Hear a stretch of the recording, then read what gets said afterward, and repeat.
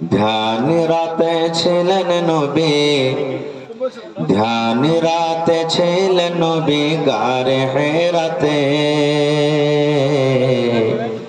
কুরআন মাজিদ নাযিল হলো জিবরিল দ্বারাতে। ধ্যান রাত ছিলেন নবী, ধ্যান রাত ছিলেন নবী গারে হেরাতে। কুরআন মাজিদ নাযিল হলো জিবরিল দ্বারাতে। কুরআন মাজিদ নাযিল হলো রোজার মাসেতে। জিবরিলের হাত দুখানা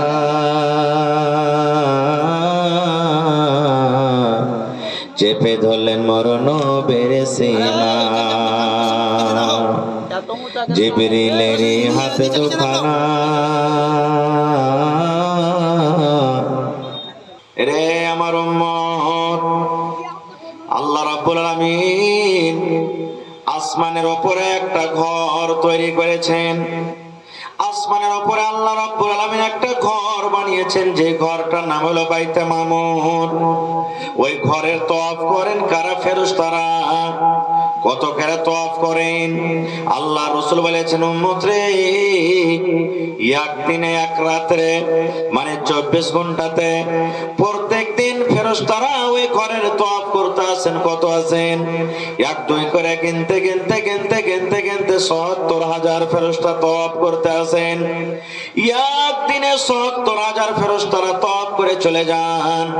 এবার দয়ার রাসূল বলেছেন, উম্মত, যে ফেরেশতারা আজকে তওয়াফ করে চলে গেলেন, যে ফেরেশতারা কালকে তওয়াফ করবেন, যে ফেরেশতারা গতকালকে তওয়াফ করে চলে গেছেন, আল্লাহ রাসূল বলেছেন, উম্মত, আল্লাহ রাব্বুল আলামিনের এত ফেরেশতা আছেন, এত ফেরেশতা আছেন, কিয়ামত কায়েম হবে, হাসরের ময়দান হবে, কিন্তু যে ফেরেশতাকে একবার বাড়ি এসে গেছে, যে ফেরেশতাদের একবার পালাইছে গেছে, যে ফেরেশতারা একবার ঘরের তওয়াফ করেছেন, কিয়ামত পর্যন্ত ওই ফেরেশতাকে দ্বিতীয় চান্স, দ্বিতীয় বাড়ি আসবে না।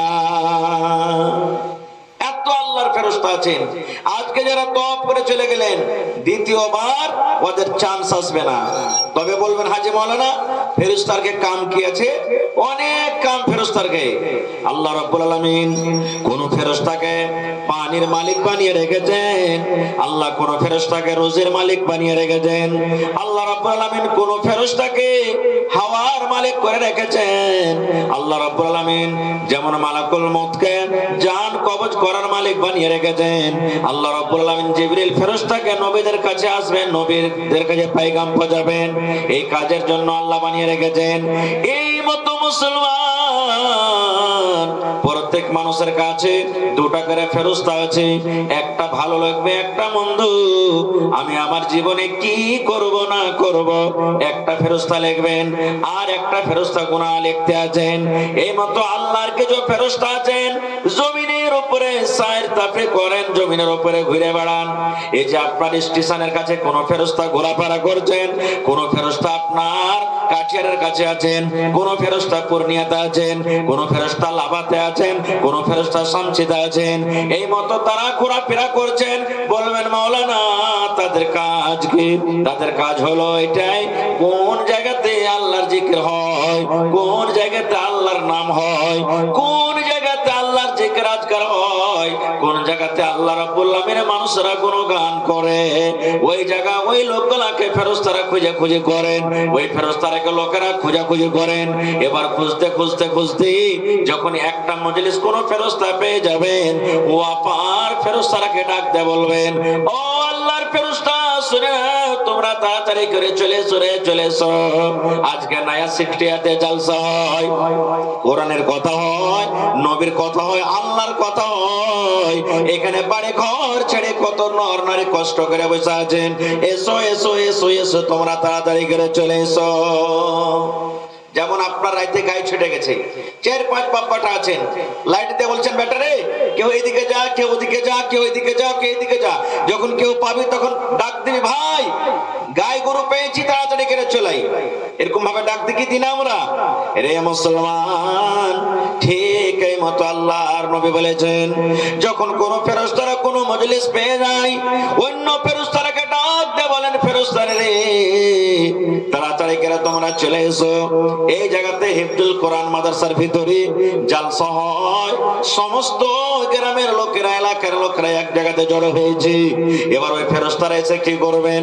আজকে মাথার উপরে সামিয়ানা, আজকে মাথার উপরে তিরপাল। ওরে আল্লাহ, আপনি দেখবেন আপনার বাড়িতে যদি একটা মুরগি থাকে, দেখবেন মুরগির 8টা বাচ্চা আছে, মুরগির 10টা বাচ্চা আছে। এবার যখন মুরগি ওই বাচ্চাগুলাকে নিজের ডানার ভিতরে ভরবে, দূর থেকে দেখা যায় মনে হয় একটাও মুরগির বাচ্চা নাই, কিন্তু 8টা 10টা 15টা যতটি মুরগির বাচ্চা আছে সমস্ত বাচ্চাকে ডানা দিয়ে চেপে ধরে, ধরে কি ধরে না? এই মতো আল্লাহ রাসূল বলেছেন, উম্মত রে, আল্লাহ রাব্বুল আলামিনের ফেরেশতাকে পর আছে, ওই ফেরেশতাকে আমরা দেখতে পাই না। আজকে যত লোক এখানে আমরা বসে আছি, আল্লাহর ফেরেশতারা নিজের পরে আমাদের প্রতি ছায়া করে আছেন, আল্লাহর ফেরেশতারা আমাদের প্রতি পর দিয়ে আমাদেরকে ঢেকে আছেন, আর তারা দোয়া করছেন। কি দোয়া? আল্লাহুম্মা গফির লাহুম, হে আল্লাহ, যত ছোট বড় নর নারী জালসা শুনতে এসেছে রব্বুল আলামিন, তাদের জীবনের গুনাহকে maaf করে দাও। ওয়ারহামহুম, আল্লাহ এর উপরে তুমি দয়া করো, রহম করো। ওয়ারযুকহুম, আল্লাহ এবং তার রুজিতে তুমি বরকত দাও। যারা বিজনেস করে বিজনেসে বরকত দাও, যারা মজদুরি করে মজদুরিতে বরকত দাও। আল্লাহ যারা খেতে বাড়ি করে, আল্লাহ তাকে খেতে বরকত দাও। এই মতো ফেরেশতারা দোয়া করেন। ওরে সুবহানাল্লাহ, আমি দোয়া করব আপনার জন্য, দোয়া কবুল হয়তো পারে নাও পারে 50-50, কিন্তু আল্লাহর ফেরেশতারা যদি দোয়া করেন মুসলমান, তাদের দোয়া জীবনে কোনোদিন রদ হয় না। তাহলে 3খানা দোয়া করেন। 1 নম্বর দোয়া, আল্লাহুম্মা গফির লাহুম, হে আল্লাহ, যত লোক জালসা শুনতে এসেছে আল্লাহ তাকে গুনাহকে maaf করে দাও। ওয়ারহামহুম, আল্লাহর উপরে তুমি রহম করো। ওয়ারযুকহুম, আল্লাহর রুজিতে তুমি বরকত দাও। এবারে বসে আছেন, সবার জন্য দোয়া হয়ে গেল। এবার আল্লাহ তাবারাক ওয়া তাআলা তখন ফেরেশতাকে বলবেন, এই ফেরেশতা, গাওয়া থাক, আমি আল্লাহ রাব্বুল আমিন বলি, যত এই নর নারী জালসা শুনতে এসেছে সমস্ত লোকের গুনাহকে আমি আল্লাহ maaf করে দিলাম। সুবহানাল্লাহ, maaf করে দিলাম।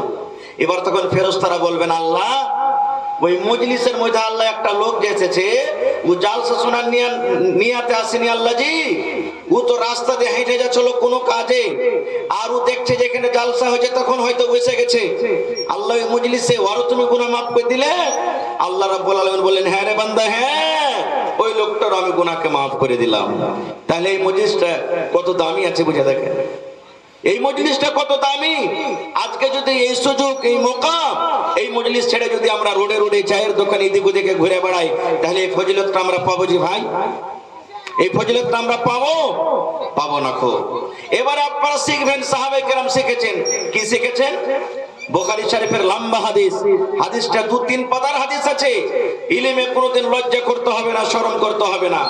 আল্লাহর নবীর শ্বশুর হযরত ওমর রাদিয়াল্লাহু তাআলা আনহু, এটা নবীর একজন শ্বশুর, ইসলামের 2য় খলিফা। ইলম শিখবে নবীর কাছে বড় হয়ে।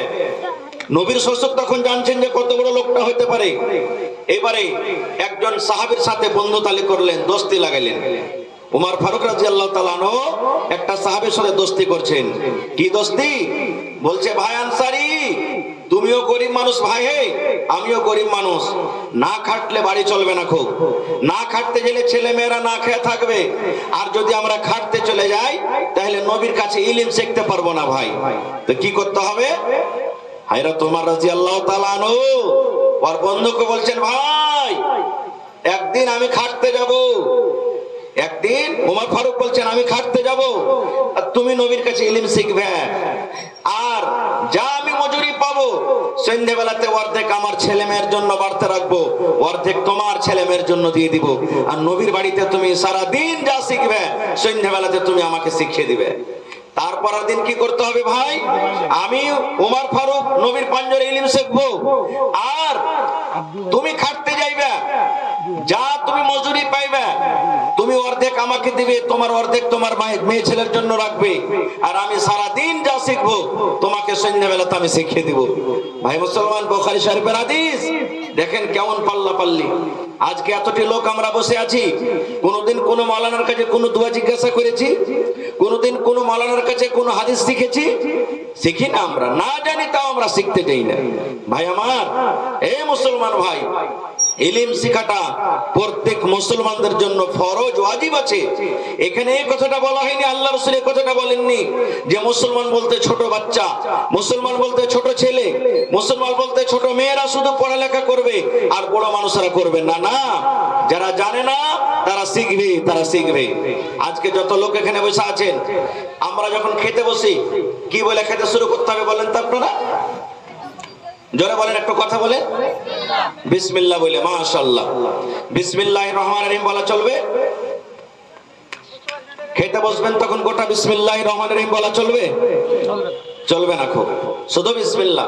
ওযু করতে বসবেন বিসমিল্লাহ, খেতে বসবেন বিসমিল্লাহ, ধান কাটতে যাবেন বিসমিল্লাহ, মায়েরা খালারা বাচ্চাকে দুধ পান করাবে বিসমিল্লাহ, তরকারি কাটতে বসবে বিসমিল্লাহ, ভাত খুলবে বিসমিল্লাহ, দুনিয়ার সব কাজে বিসমিল্লাহ। কিন্তু এক জায়গাতেই শুধু বিসমিল্লাহির রহমানির রহিম পড়িতে হবে। কখন? যখন আপনি পড়ালেখা করতে বসবেন। আম্মা পারা পড়িতে লাগলেন বিসমিল্লাহির রহমানির রহিম, সূরা পড়বেন বিসমিল্লাহির রহমানির রহিম, লিখতে বসলেন বিসমিল্লাহির রহমানির রহিম।